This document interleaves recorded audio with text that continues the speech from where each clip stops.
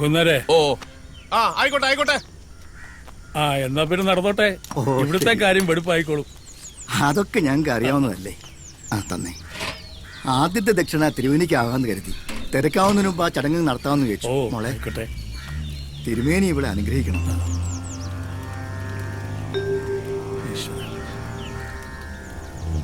തൃപ്തിയായി. ബന്ധുക്കളൊക്കെ വന്ന് തുടങ്ങി.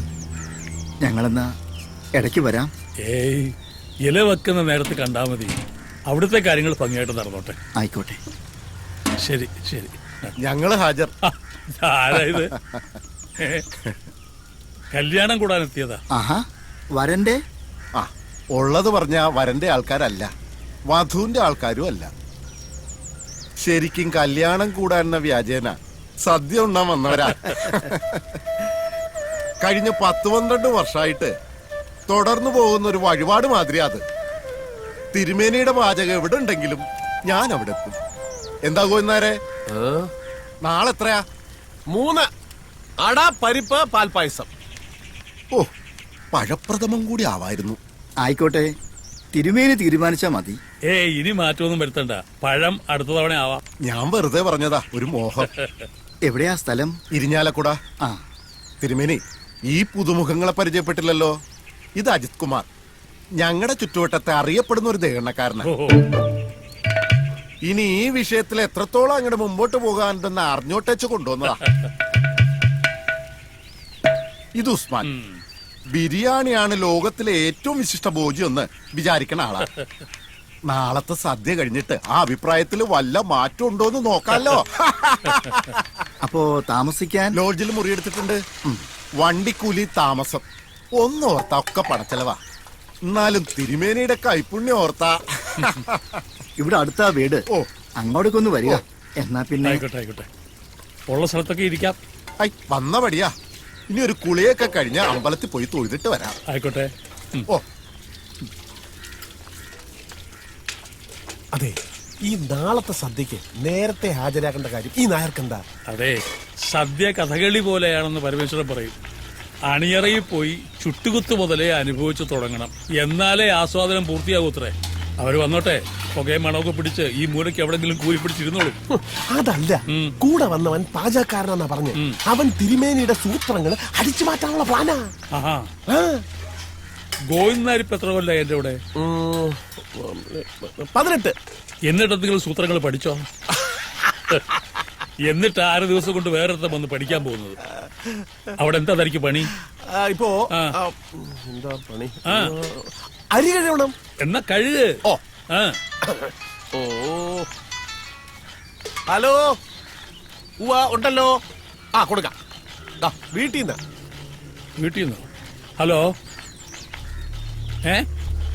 എന്താ എപ്പാ? ഇതെന്താ ഇപ്പൊ ഇങ്ങനെ? എന്താ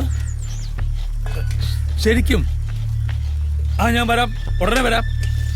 ദാമു, ആ വണ്ടി എടുക്ക, ഞാൻ വീട് എടുത്ത് പോയിട്ട് വരാം. അല്ല, എന്താ ഇപ്പൊ ഉണ്ടായേ? വന്നിട്ട് പറയാം. എന്താ എന്താ? എനിക്കറിയില്ല. എന്റെ ഈശ്വര, ഇല്ലത്തെ എന്തോ അനർത്ഥം ഉണ്ടായിട്ടുണ്ട്. അയ്യോ,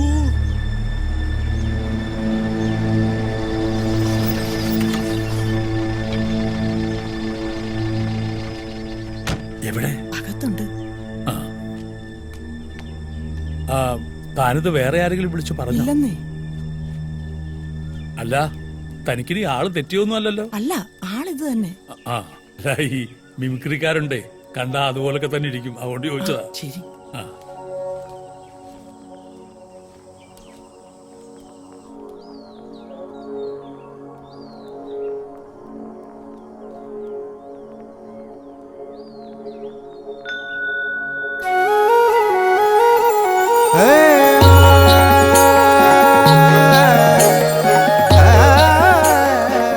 നമസ്കാരം. നമസ്തേ. നമസ്കാരം.